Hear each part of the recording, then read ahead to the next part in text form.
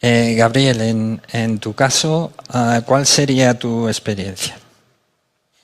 Bueno, ante todo un saludo cordial para todas las autoridades, rectores, los hermanos del Perú, a todo el personal de UNIR, mil gracias por esta invitación. Creo que es la primera vez que se realiza un evento de estas características y hablar de un tema tan actual como es la inteligencia artificial. Pero recordando que hoy hay nuevos conceptos como el de la sociedad 5.0, donde es una nueva sociedad que está utilizando a la industria 4.0, como la domótica, la robótica, y hoy se une también la inteligencia artificial para hacer procesos más eficientes, pero sin que el ser humano pierda esa competencia de ser humano. Es tan loco el día de hoy hablar de estos temas, y perdón la expresión, que hoy para hacer una cuenta en cualquiera de las empresas que nos prestan estos servicios virtuales, la inteligencia artificial te pregunta si eres humano y te obliga a que escojas imágenes de gatos, de perros, de motos, etcétera, para saber si en realidad eres humano. Y eso nos da o nos deja un pequeño aprendizaje, ¿no? ¿Qué tanto estas inteligencias en realidad están evolucionando? ¿A qué paso están evolucionando? Que una inteligencia duda de que seas humano. Y ahora, centrado en nuestro entorno ya como educación superior, educación técnica y tecnológica, en realidad todavía estamos en la niñez, estamos caminando hacia allá. Me acuerdo claramente, 21 de julio del 2023, tenía una conversa en un foro donde asistíamos y estaba la doctora Rosalía, y le hablaba sobre este tema, que ella dio una exposición maravillosa sobre estos temas, y le decía, ¿qué podemos hacer? Y me dice, yo soy presidente del UNIR. Conversa con un gran amigo que es Jorge Loaiza, y dice, ya ibas a tener 120 cupos, dice, para tu instituto. Y comenzó en agosto del 2023, en realidad conociendo con dudas, con nuestros profesores, viendo esta cuestión que si bien ya se la venía trabajando hace rato, teníamos esa cuestión de la resiliencia o la resistencia a utilizarlo, ¿no? Y le decíamos, como en todo proceso de una nueva tecnología, decía la compañera Gabriela del Instituto Loja, cómo le prohibíamos al estudiante el uso del celular. Y hoy el celular es una herramienta, ¿verdad? Hoy le prohibimos al estudiante el uso de la inteligencia artificial, pero el estudiante es mucho más astuto que nosotros. Sí, mientras nosotros estamos aprendiendo a hacer planes y programas, como nos decía la compañera, en estas inteligencias o apoyado con estas inteligencias, el estudiante le dice, le mandé hoy un ensayo y le dice a la inteligencia, ChatGPT, tú que eres el que todo lo puedes, dame haciendo un ensayo y por favor ponle unos 3 errores para que parezca hecho por mí. Y eso nos presenta y trata de humanizarle. La inteligencia artificial trata de humanizar lo que estamos haciendo. Así que hoy el reto va más allá. Las herramientas como estas, pensemos en el 2030, ¿qué será? A lo mejor ya tenemos mi perro con inteligencia artificial, el que no bota pelos, el que no hace pipí ni hace popó, y a lo mejor hasta me canta una canción de cuna para mantenernos entretenidos. Acordémonos que los nativos digitales, para ellos es una realidad haber nacido con las inteligencias y estas tecnologías, así como nosotros nacimos en la época, bueno, los más jóvenes, de la televisión. Para nosotros toda la vida existió la televisión. Y hoy estamos a un punto ya dentro de procesos educativos.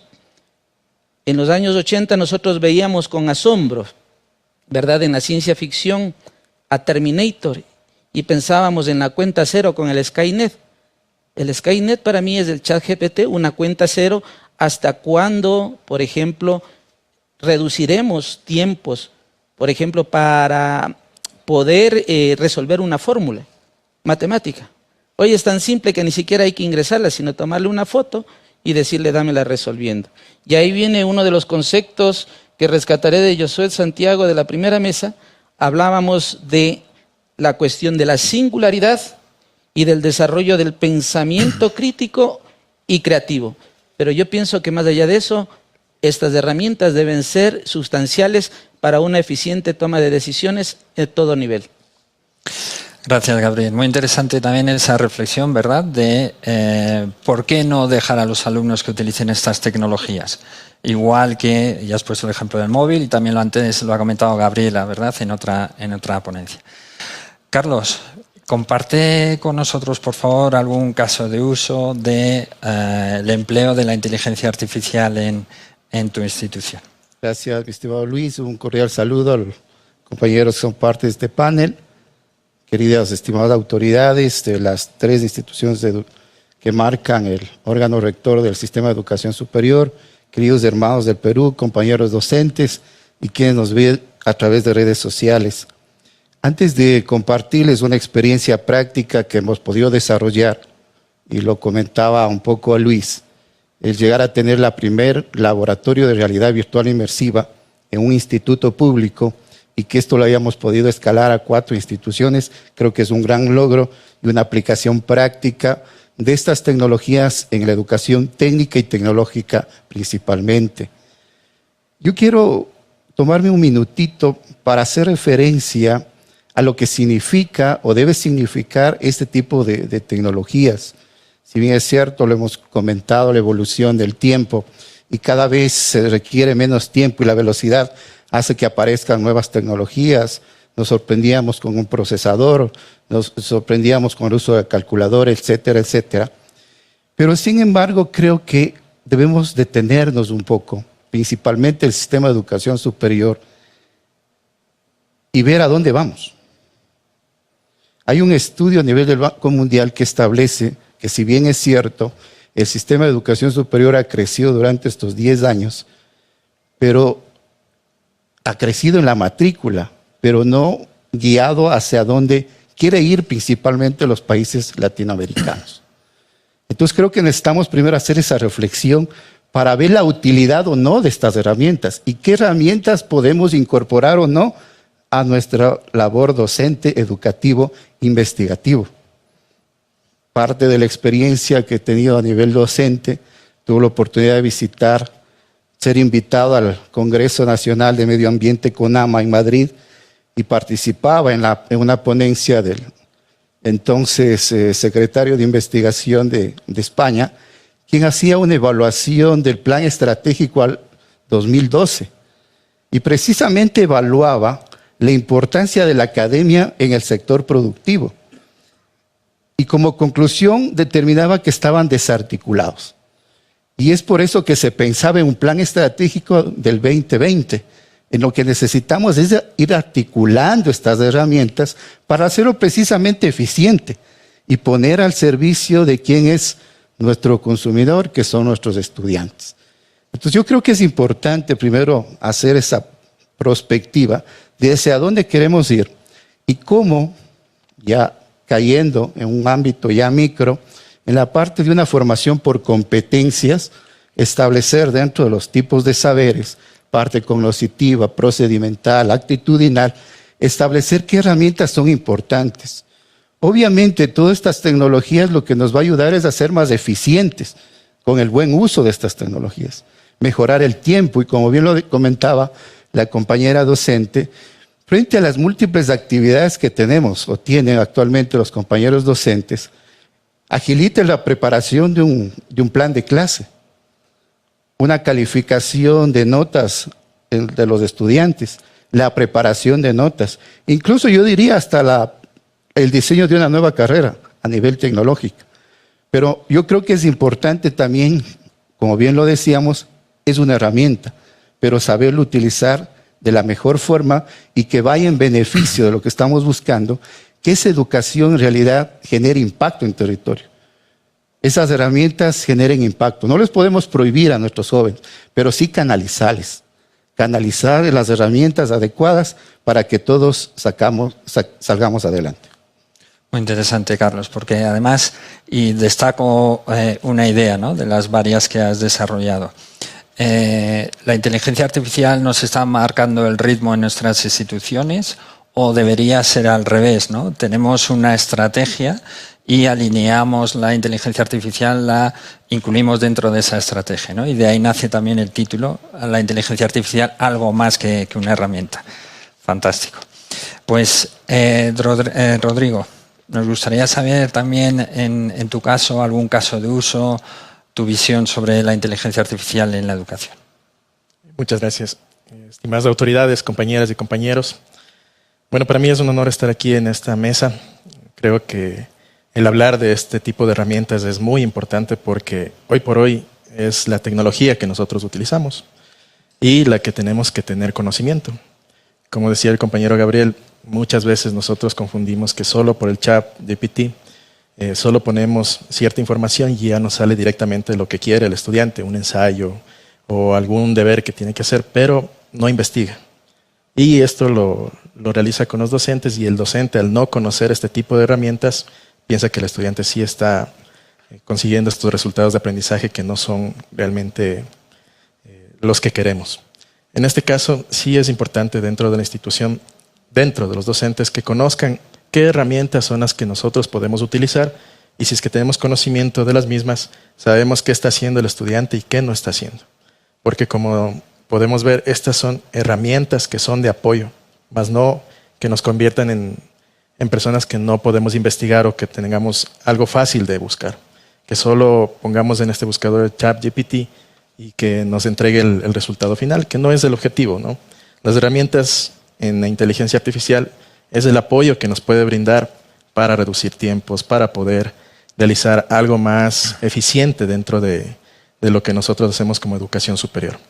Los docentes justamente ya van conociendo este tipo de herramientas que son ahora muy necesarias dentro de la institución, y poco a poco se les va implementando dentro de los planes de clase, dentro de este mismo curso que fue de inteligencia artificial generativa enfocada a la educación.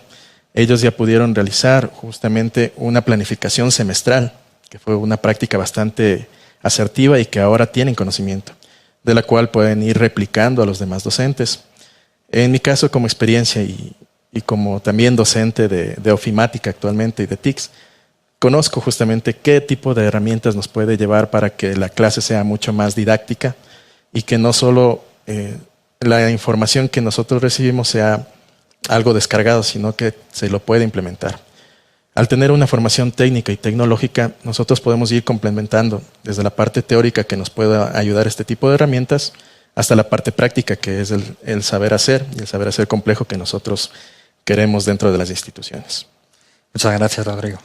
Pues con la opinión de Rodrigo, si les parece, pasamos al segundo bloque, que nos centramos ya en los alumnos. Los alumnos, la verdad es que a veces son como fuerzas que se contraponen, ¿no?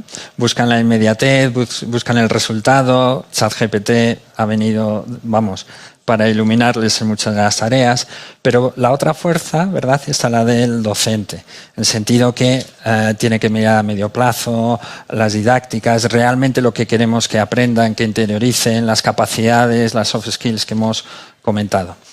Por lo tanto, ¿qué opinión tenéis sobre cómo modular esa inquietud, esa inmediatez de los alumnos y cómo alinearla realmente con nuestros objetivos docentes? ¿Cómo podemos gestionar de forma adecuada esa situación? Y empezamos por Gabriel, ¿te parece? ¿Por mí? Sí. Ay, con mucho gusto. Ahora vamos de forma ordenada ya para allá. Ya, mil gracias. Me parece muy interesante el tema de ya compartirlo, las inteligencias artificiales y todas estas herramientas con nuestros estudiantes. Hay algunos que lo utilizan muy eficientemente, incluso nos enseñan a los docentes a realizarlo, a hacerlo.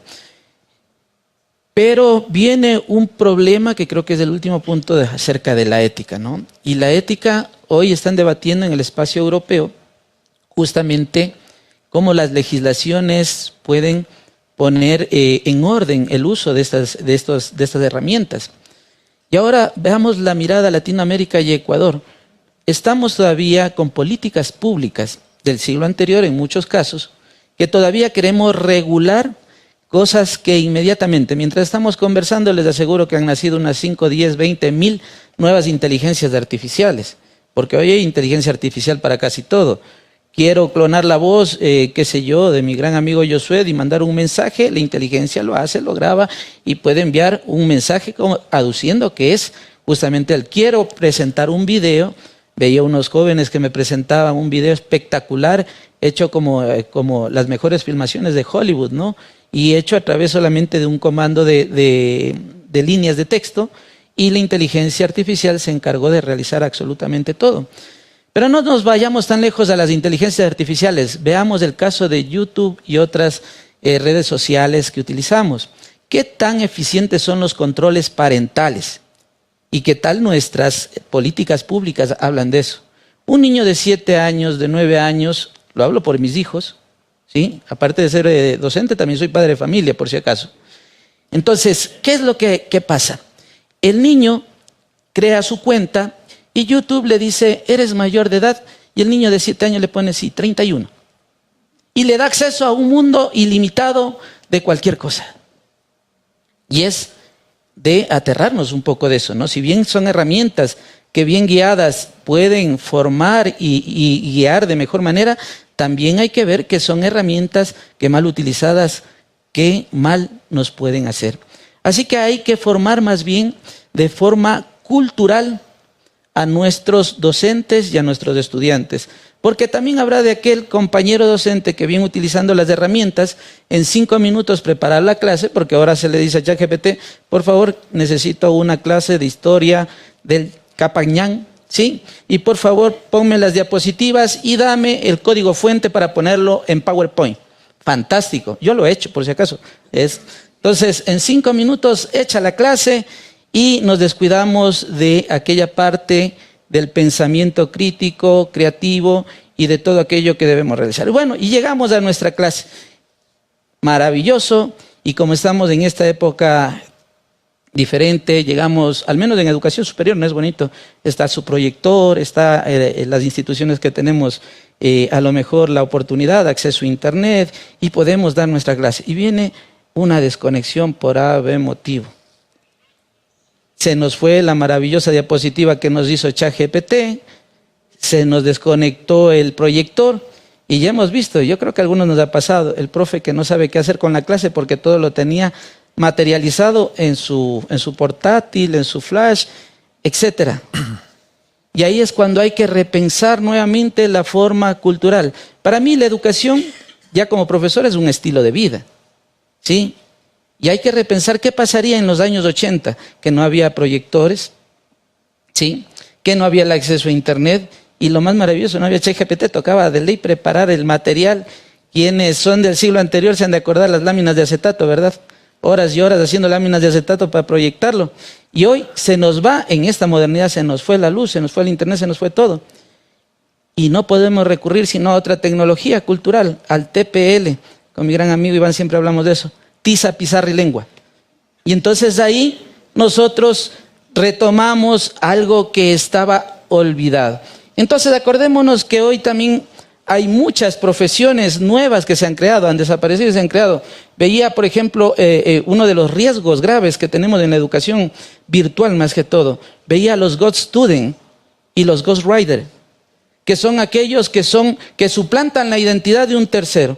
¿Qué tal, hasta dónde podríamos tener una inteligencia artificial que venga a suplantar virtualmente a un estudiante en un entorno virtual de clases totalmente en línea? Y entonces debemos volver la mirada hacia lo que decían, la singularidad. Una singularidad, dicen que es un punto de infinita densidad. Yo pienso que en el ser humano es un punto de infinita humanidad que debemos mantenerlo a pesar de todas las herramientas que existan hoy en día.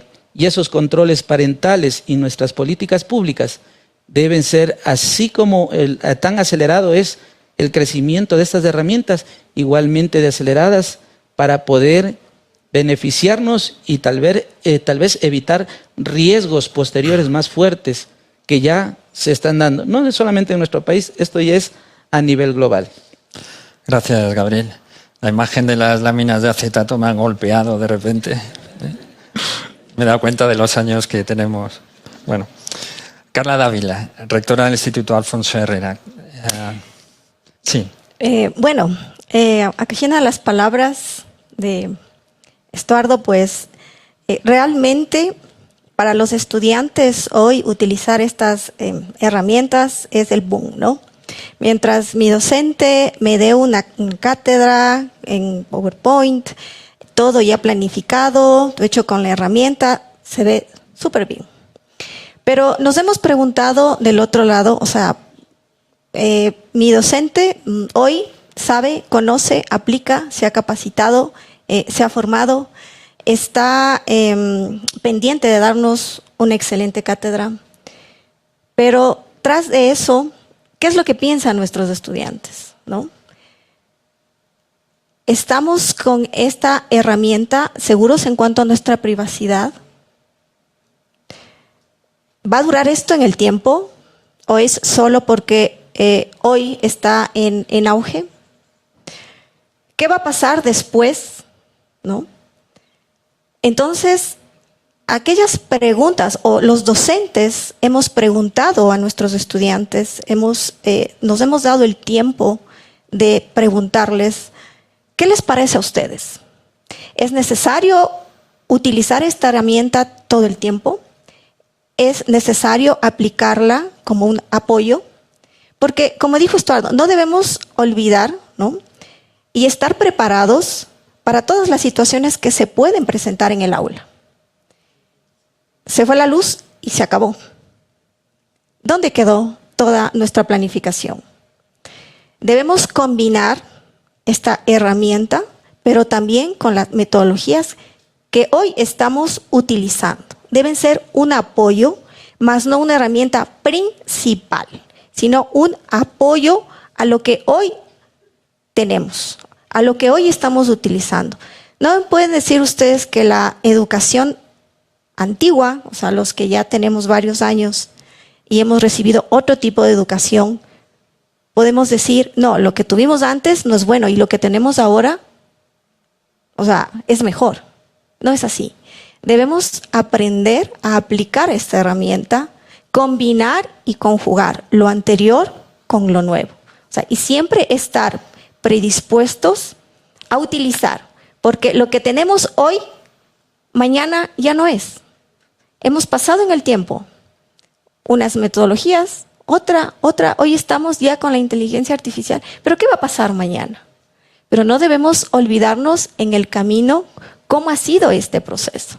Es importante que el estudiante maneje todas las herramientas que hoy tenemos. Como dijo Rosalía Arteaga, debemos estar preparados para subirnos en este tren, pero también debemos estar preparados en el caso de que no pudiéramos, pero sin necesitar de esto, no dejar el aprendizaje de lado. Entonces, hay que ponernos también a pensar cómo hacer que nuestro estudiante con esta herramienta y con lo que había antes, pues conozca, sepa y aprenda de todo aquello que debe saber. Muy interesante, Carla, ¿verdad? Esto de aprovechar las oportunidades, pero mantener el equilibrio entre todas las herramientas, lo que veníamos aprendiendo y lo que podemos aprender. Estupendo. Carlos, cuéntanos un poco tu experiencia, por favor. Bueno, yo siempre voy a hacer énfasis en la labor del docente. Y como había mencionado, yo creo que es una herramienta, como muchas puede haber. Entonces, yo creo que debemos partir de la rúbrica de evaluación. O sea, ¿qué queremos formar de nuestros estudiantes? ¿Sí? Y una vez que tengamos claridad en eso, entonces creo que todo el resto, los insumos, un proyector, la herramienta, vienen a ser medios o estrategias pedagógicas para lograr un fin, que es lograr formar una competencia en los estudiantes. Entonces yo creo que debemos hacer énfasis en eso. Les había comentado, y no quiero dejar pasar, para comentarles que tenemos, como les decía, el primer laboratorio de realidad virtual inmersiva a nivel de Latinoamérica. Y al inicio había también cuestionamientos, a pesar que un instituto público tenga estas herramientas, que lo hicimos a través de un concurso con el Banco Mundial y con un convenio con la Universidad Nan Seul de Corea del Sur.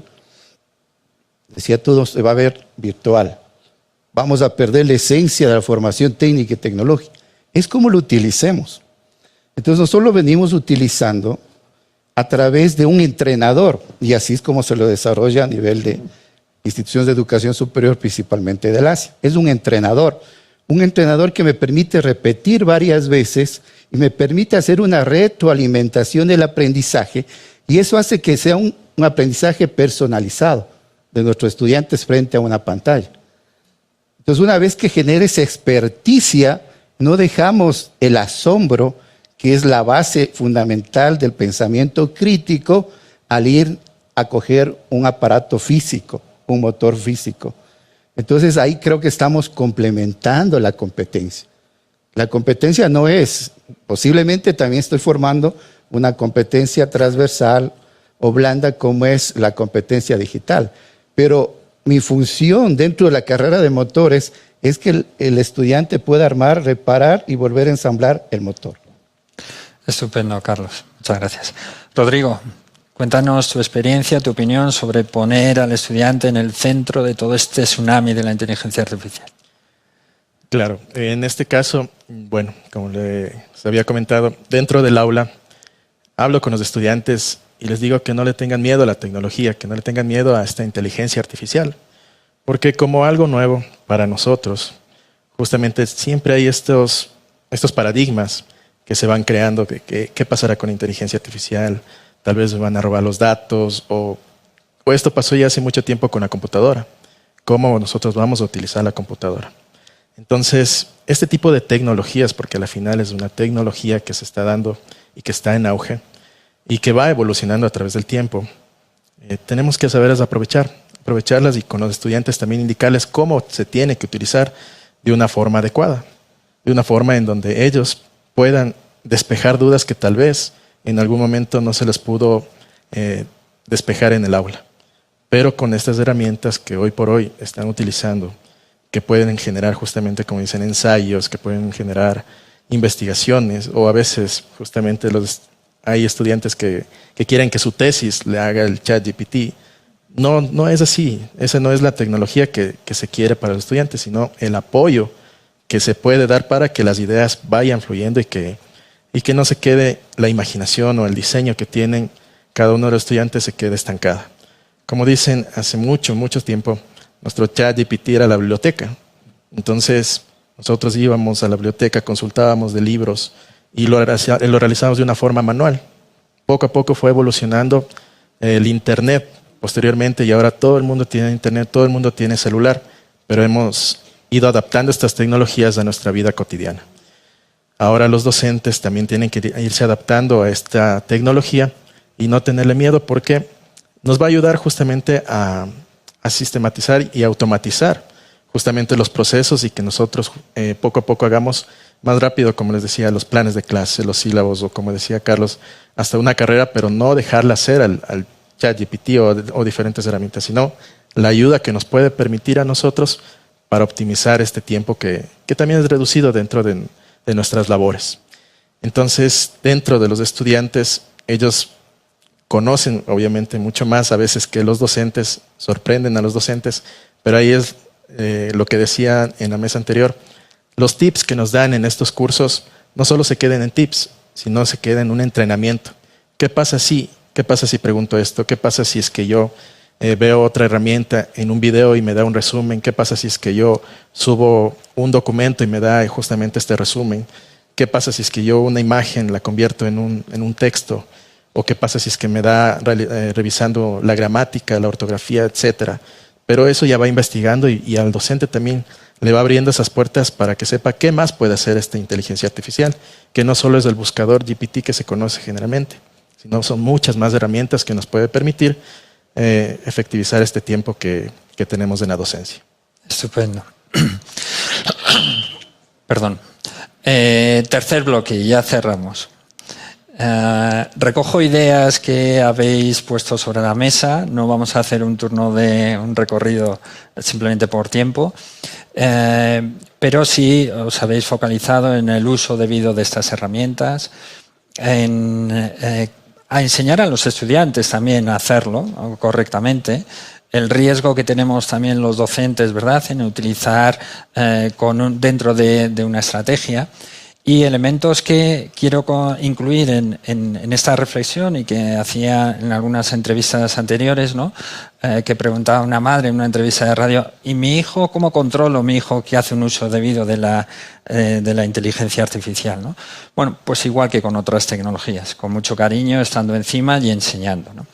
Con esto, si os parece, cerramos estos 3 bloques y si quisiéramos incorporar alguna pregunta, por supuesto, a los que están en esta sesión, pero una pregunta que se me trasladan desde las personas que asisten de forma online, ¿no? Y que también quieren participar. Jorge, por favor. Así es, Luis. Tenemos algunas consultas de quienes se conectaron desde distintos países a este evento. Hay algunas que se repiten, voy a tratar de resumirlas. Por ejemplo, nos dice Luis Constante, ¿qué medidas se tomarán para fortalecer e implementar la virtualización y el uso de la inteligencia artificial en los institutos superiores tecnológicos? Pero también Carlos Alberto Pazmiño dice, ¿cómo pueden los institutos tecnológicos balancear la implementación de la inteligencia artificial con preocupaciones éticas y de privacidad en un entorno digitalizado?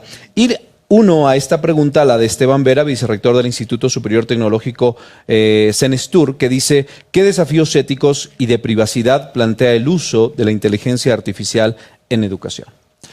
Perfecto, pues directamente os traslado las preguntas que resumo. Temas de preocupación para llevar a cabo, operativizar la inteligencia artificial y si queréis incluir algún matiz sobre el impacto ético, ¿no? del uso de estas tecnologías. ¿Puedo? Sí. ¿Ya? Bueno, las inteligencias artificiales y todas las herramientas, nuevamente, tenemos que hacer un cambio cultural. En casa hay música y cuando prendes la estación de radio o pones el YouTube, hay todo tipo de música que ingresa a tu casa, ¿verdad? Incluso en nuestras instituciones, cuando hay una horita libre, usted escucha la música que están escuchando nuestros estudiantes. ¿Cuántos de aquí dirán esa música horrible que escuchan hoy, el trap, el reggaetón? Pero sin embargo es lo que escuchan nuestros estudiantes, lo que escuchamos nosotros. Y lo peor que podemos hacer es como al niño malcriado decirle, cuidado con tomar eso. Usted coja un chupete y déjele en la mesa al niño y diga, cuidado porque te va a dar bichos y eso no puedes. Usted se da la vuelta y el niño se lo chupa y se lo deja ahí. Y lo mismo nos va a suceder con estas herramientas, porque no podemos detenerlas, ya están en nuestra vida, están, es más, al alcance de nuestras manos, están en nuestros teléfonos, ¿sí? Igual que la música, yo solamente por una cuestión, ¿cuántos de ustedes no han escuchado música de Karol G aquí? Levanten la mano los que no han escuchado música de Karol G. Todo el mundo hemos escuchado música de Karol G aquí en algún baile. ¿Qué persona de aquí, como ya somos de la generación X y Y, dicen, verdad? No hemos escuchado música de Daddy Yankee. Todos los que estamos aquí hemos escuchado de una o de otra manera en una fiestita música de Daddy Yankee. Y entonces hay que escuchar a las nuevas generaciones, a los niños. ¿Qué están haciendo? Les hablaba yo de la cuestión de que esto viene desde la política pública.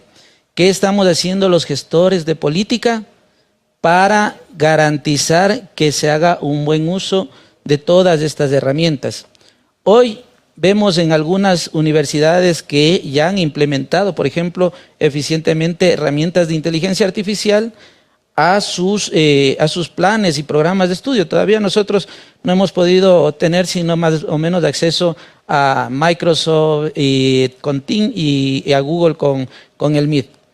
Pero ya hay algunas que lo ponen, ¿no? La inteligencia artificial, y le dicen al joven, según tu estado, tipo de actor que eres, dinos qué eres, estudiante, docente o administrador.